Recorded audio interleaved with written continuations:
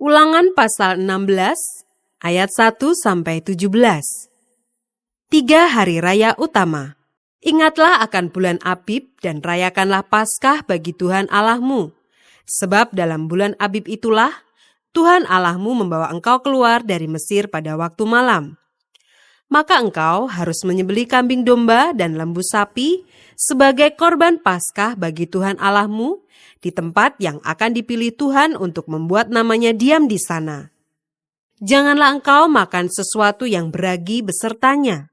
7 hari lamanya engkau harus makan roti yang tidak beragi besertanya, yakni roti penderitaan. Sebab dengan buru-buru engkau keluar dari tanah Mesir. Maksudnya supaya seumur hidupmu engkau teringat akan hari engkau keluar dari tanah Mesir. Janganlah terdapat padamu ragi di seluruh daerahmu 7 hari lamanya. Dan dari daging hewan yang kau sembelih pada waktu petang, pada hari pertama, janganlah ada yang bermalam sampai pagi. Engkau tidak boleh mempersembahkan korban Paskah di salah satu tempat yang diberikan kepadamu oleh Tuhan Allahmu. Tetapi di tempat yang akan dipilih Tuhan Allahmu, untuk membuat namanya diam di sana, engkau harus mempersembahkan korban Paskah itu pada waktu senja, ketika matahari terbenam, bertepatan dengan saat engkau keluar dari Mesir. Engkau harus memasaknya dan memakannya di tempat yang akan dipilih Tuhan Allahmu. Kemudian paginya engkau harus pulang kembali ke kemahmu. 6 hari lamanya engkau harus makan roti yang tidak beragi, dan pada hari yang ke-7 harus ada perkumpulan raya bagi Tuhan Allahmu. Maka janganlah engkau melakukan pekerjaan. 7 minggu harus kau hitung, pada waktu orang mulai menyabit gandum yang belum dituai. Haruslah engkau mulai menghitung 7 minggu itu. Kemudian haruslah engkau merayakan hari raya 7 minggu bagi Tuhan Allahmu. Sekedar persembahan sukarela yang akan kau berikan, sesuai dengan berkat yang diberikan kepadamu oleh Tuhan Allahmu. Haruslah engkau bersukaria di hadapan Tuhan Allahmu. Engkau ini dan anakmu laki-laki serta anakmu perempuan, hambamu laki-laki dan hambamu perempuan, dan orang Lewi yang di dalam tempatmu, dan orang asing, anak yatim dan janda yang di tengah-tengahmu, di tempat yang akan dipilih Tuhan Allahmu, untuk membuat namanya diam di sana.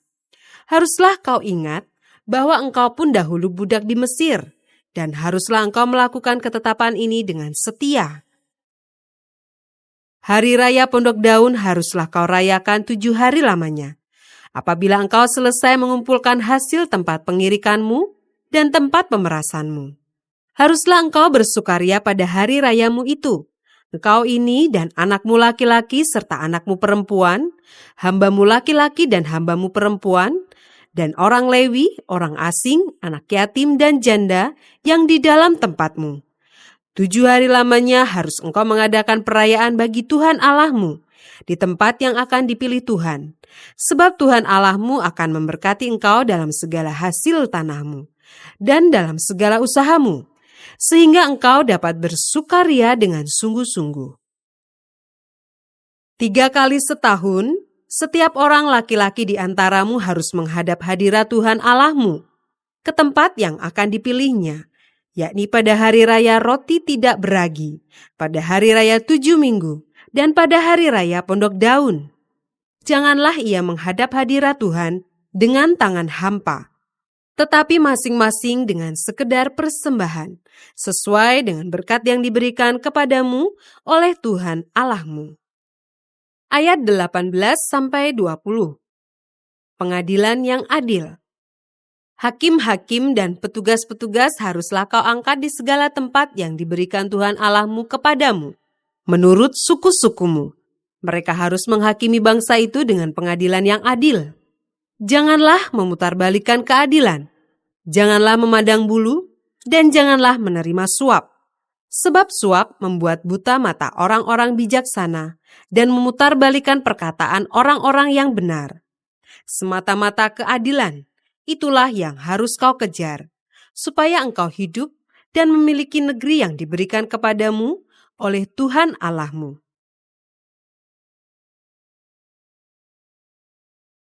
Ayat 21-22. Larangan terhadap berhala dan terhadap persembahan hewan yang cacat.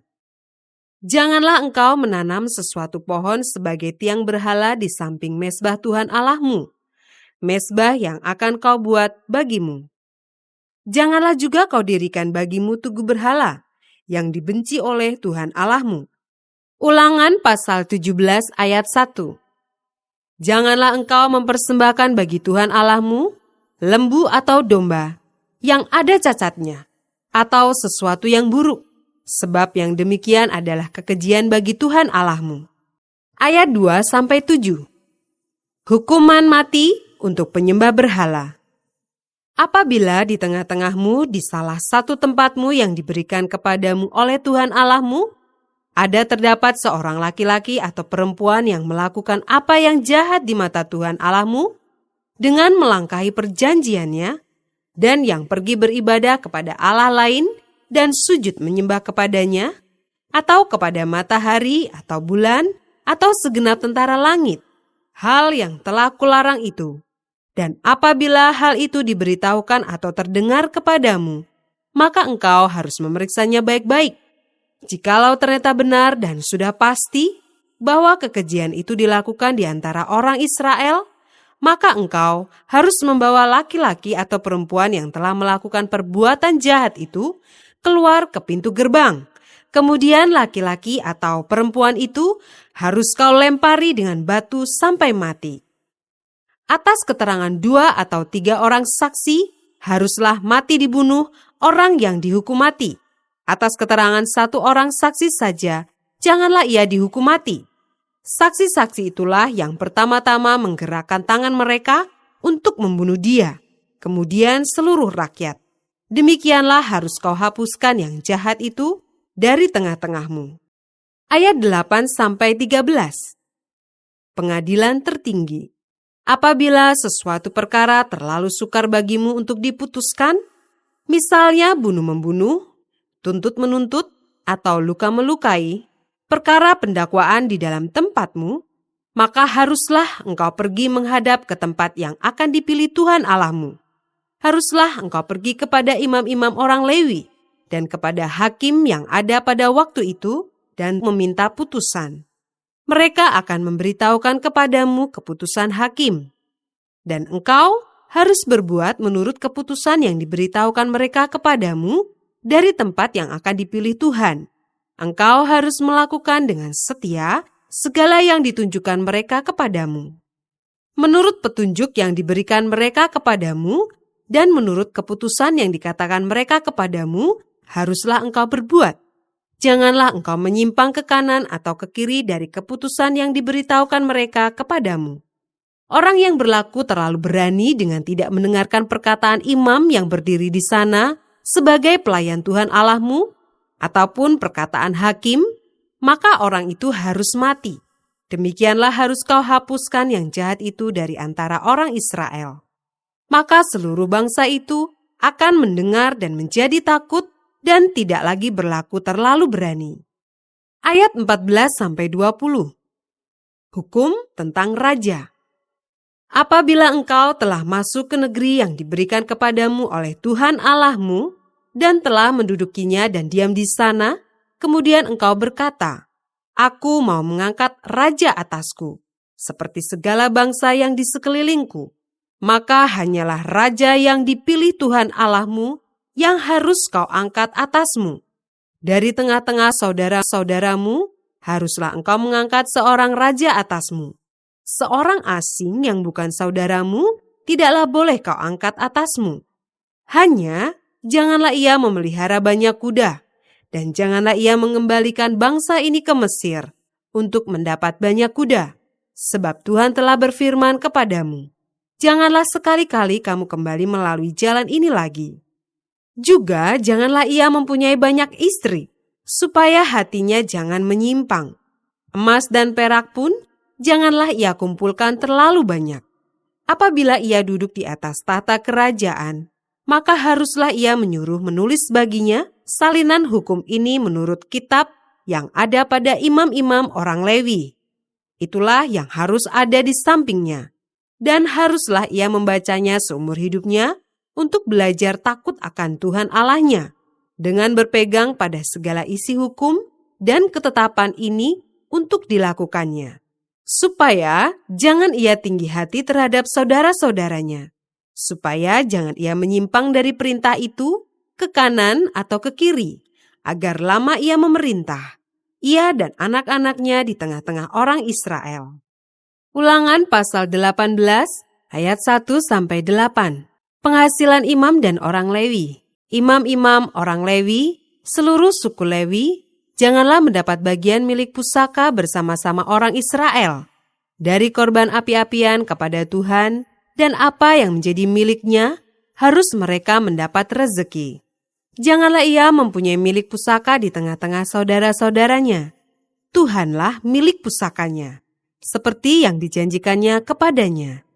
Inilah hak imam terhadap kaum awam, terhadap mereka yang mempersembahkan korban sembelihan, baik lembu maupun domba. Kepada imam haruslah diberikan paha depan, kedua rahang dan perut besar. Hasil pertama dari gandummu, dari anggurmu dan minyakmu, dan bulu guntingan pertama dari dombamu, haruslah kau berikan kepadanya. Sebab dialah yang dipilih oleh Tuhan Allahmu dari segala sukumu, supaya ia senantiasa melayani Tuhan dan menyelenggarakan kebaktian demi namanya, ia dan anak-anaknya. Apabila seorang Lewi datang dari tempat manapun di Israel, di mana ia tinggal sebagai pendatang, dan dengan sepenuh hati masuk ke tempat yang akan dipilih Tuhan, dan menyelenggarakan kebaktian demi nama Tuhan Allahnya sama seperti semua saudaranya, orang-orang Lewi, yang melayani Tuhan di sana, maka haruslah mereka mendapat rezeki yang sama, dengan tidak terhitung apa yang ia peroleh dengan menjual harta nenek moyangnya. Ayat 9-22. Bertenung dan bernubuat. Apabila engkau sudah masuk ke negeri yang diberikan kepadamu oleh Tuhan Allahmu, maka janganlah engkau belajar berlaku sesuai dengan kekejian yang dilakukan bangsa-bangsa itu. Di antaramu janganlah didapati seorang pun yang mempersembahkan anaknya laki-laki atau anaknya perempuan sebagai korban dalam api, ataupun seorang yang menjadi petenung, seorang peramal, seorang penelaah, seorang penyihir, seorang pemantera, ataupun seorang yang bertanya kepada arwah atau kepada roh peramal, atau yang meminta petunjuk kepada orang-orang mati. Sebab setiap orang yang melakukan hal-hal ini adalah kekejian bagi Tuhan. Dan oleh karena kekejian-kekejian inilah, Tuhan Allahmu menghalau mereka dari hadapanmu. Haruslah engkau hidup dengan tidak bercela di hadapan Tuhan Allahmu. Sebab bangsa-bangsa yang daerahnya akan kau duduki ini mendengarkan kepada peramal atau petenung. Tetapi engkau ini tidak diizinkan Tuhan Allahmu melakukan yang demikian. Seorang nabi dari tengah-tengahmu, dari antara saudara-saudaramu, sama seperti aku, akan dibangkitkan bagimu oleh Tuhan Allahmu. Dialah yang harus kamu dengarkan. Tepat seperti yang kamu minta dahulu kepada Tuhan Allahmu di Gunung Horeb pada hari perkumpulan dengan berkata, "Tidak mau aku mendengar lagi suara Tuhan Allahku, dan api yang besar ini tidak mau aku melihatnya lagi, supaya jangan aku mati." Lalu berkatalah Tuhan kepadaku, "Apa yang dikatakan mereka itu baik. Seorang nabi akan kubangkitkan bagi mereka dari antara saudara mereka, seperti engkau ini. Aku akan menaruh firmanku dalam mulutnya, dan ia akan mengatakan kepada mereka segala yang kuperintahkan kepadanya. Orang yang tidak mendengarkan segala firmanku, yang akan diucapkan nabi itu demi namaku, daripadanya akan kutuntut pertanggungjawaban.